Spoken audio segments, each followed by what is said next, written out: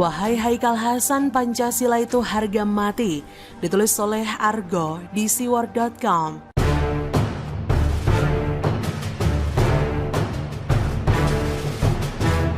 Setiap warga negara yang lahir dan besar di NKRI tentunya punya hak untuk bersuara di era demokrasi saat ini. Tapi warga negara yang waras dan punya otak serta punya empati di era pandemi ini tentunya tidak akan berubah menjadi spesies laknat pembangkang yang berjuang tiada henti untuk mengganti Pancasila dengan khilafah. Ideologi negara ini sudah harga mati, yaitu Pancasila, butuh perjuangan dengan darah dan air mata oleh para pejuang pendahulu bangsa.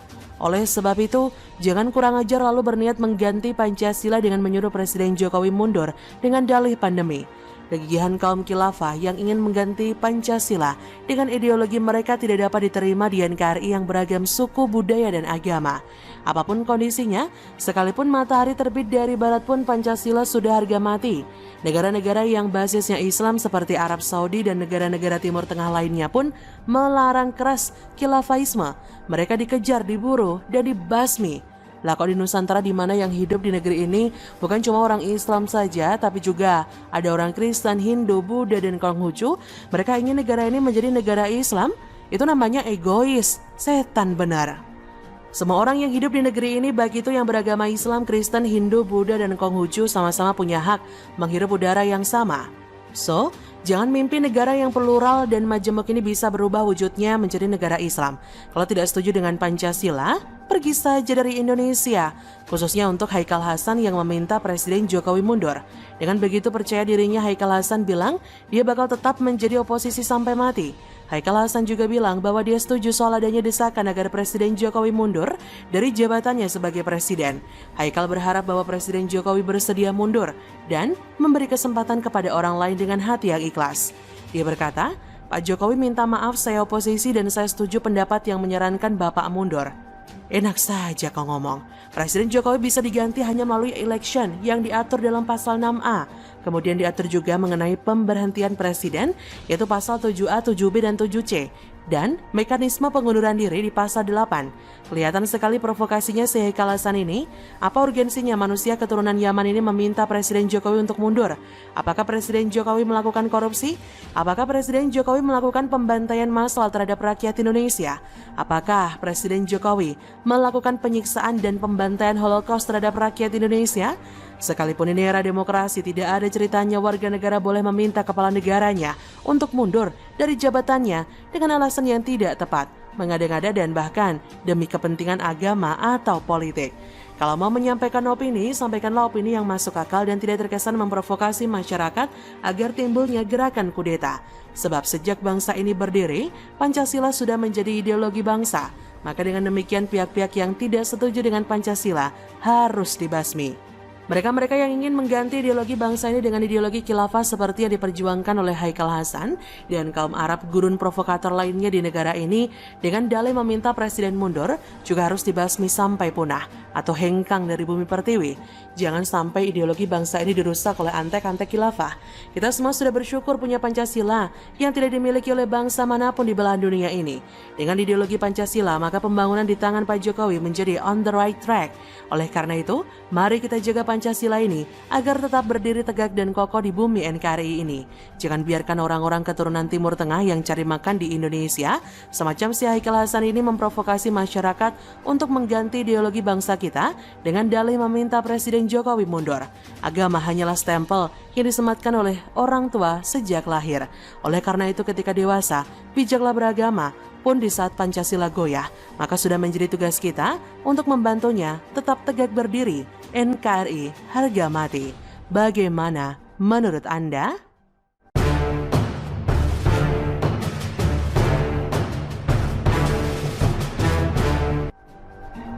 Tak tahu malu, Demokrat malah lempar bola panas hambalang ke Jokowi.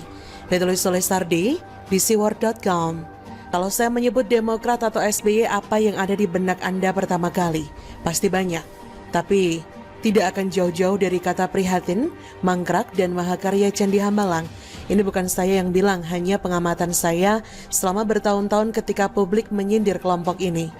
Apalagi soal Hambalang, Entah kenapa ini sudah melekat erat dengan mereka, sudah jadi semacam hak paten, dan ini jugalah yang membuat mereka jengah dan jadi seperti cacing kepanasan setiap kali disinggung soal itu.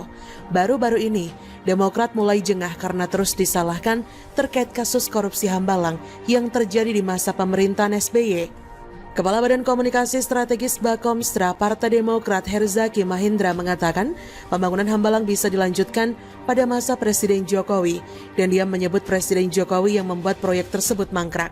Herzaki Mahendra mengatakan Hambalang bisa diteruskan tapi dibuat jadi candi oleh Presiden Jokowi. Merespon sindiran dari Denny Siregar yang menyebut kasus Hambalang akan selamanya muncul dalam hidup SBY. Kader Partai Demokrat lainnya, Yan Harahap, juga menyebut kasus Hambalang telah selesai dan KPK telah menyerahkan kepada Jokowi untuk dapat diteruskan pembangunannya. Kata Yan Harahap, tetapi tak dilanjutkan oleh Pak Jokowi, sengaja dimangkrakan, wallahu alam. Jadi dapat disimpulkan yang bikin mangkrak Hambalang adalah Pak Jokowi. Wakil Sekretaris Jenderal Partai Demokrat, Renanda Bakhtar, yang juga menyebut sudah jadi kewajiban pemimpin setelah SBY untuk melanjutkan pembangunan Hambalang. Dia berkata, karena di sisa era SBY tak bisa atau tak boleh dilanjutkan karena masih dalam proses hukum. Jika hingga akhir 2024 tak selesai, kita tahu siapa yang bikin ini mangkrak, kata dia. Waduh, memang sih, KPK ini sudah memberikan lampu hijau untuk melanjutkan pembangunan Hambalang. Pada awal tahun ini, Menpora Zainuddin Amali juga mengatakan ada rencana untuk melanjutkan pembangunan Hambalang menjadi tempat untuk sentra atlet senior dan atlet elit yang sudah siap bertanding.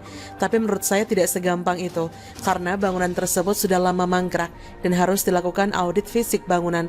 Karena ada kabar yang menyebutkan bangunan tersebut sebagian ambruk dan amblas, entah karena konstruksi yang tidak sesuai spek atau faktor alam. Intinya, bangunan ini memang sudah bermasalah sehingga dihentikan, terutama masalah hukum, sehingga banyak yang terlibat di dalamnya. Maklum bro, proyek triliunan sih. Melibatkan siapa? Silakan cek sendiri dari partai mana. Tapi Demokrat ini benar-benar nggak tahu malu, kadernya kompak dan seragam untuk membela partainya dan SBY dari isu Hambalang dan tanpa malu melemparkan kesalahan pada Jokowi. Partai ini memang pantas nyungsep karena memang kebanyakan kadernya terlalu munafik dan nggak becus dalam menanggapi sesuatu. Ada yang sebagian tak beres. Wajarlah partai ini semakin lama semakin nyungsep perolehan suaranya. Dari angka 20% hingga nyungsep menjadi hanya 7% di 2019. Mudah-mudahan kalau begitu terus cara Demokrat bertingkah kayak bocah, suaranya bisa mencapai rekor 3%-an di 2024. Sehingga sang ketum bakal merengek dan gak bisa tidur nyenyak membayangkan kursi presiden yang tidak terjangkau. Masa kualitas Demokrat makin murahan begini? Jelas-jelas ini adalah upaya lempar masalah, yaitu sebab dan akar masalah ke orang lain. Hambalang dulu dihentikan karena masalah hukum. Loh kok bisa? Tanyalah pada Demokrat. Kalau tidak ada masalah itu, sudah pasti Hambalang tidak akan jadi bangunan angker. Kalau perencanaannya bagus, teliti, tidak akan bermasalah secara hukum. Jadi sumber salah itu jelas ada di era SBY. Lucu ya, ada yang baru-baru ini mengatakan lelahmu adalah lelahku, tapi salahmu bukan salahku. Halah pret. Jokowi tidak punya kewajiban untuk melanjutkan itu. Apalagi katanya butuh audit fisik yang artinya bangunan itu belum tentu layak dilanjutkan. Saya pribadi saja pesimis Hambalang bisa dilanjutkan kalau melihat kondisi bangunannya. Dan kalaupun dilanjutkan dan diselesaikan, Demokrat yang muka tebal itu pasti akan bangga mengatakan itu adalah mahakarya era SBY. Bangganya pasti menggelikan. Bayangkan, SBY muncul sedetik doang di film aja, berisiknya seolah SBY memenangkan Oscar kategori aktor terbaik. Mau salahkan Jokowi ya silahkan, tapi itu tidak akan mengubah takdir dan juga pemikiran publik bahwa Hambalang itu sudah erat dengan era SBY. Bisalah menyangkal, tapi keyakinan publik sudah terbentuk. Bagaimana menurut Anda? KPK ayo buktikan endus bau perengus Anies Baswedan. Ditulis oleh Anto Cahaya di siwar.com. Hai, dengar suara JJ di channel Focus Day. Anies Baswedan sosok yang semula seorang akademisi, kemudian bertransformasi jadi politisi.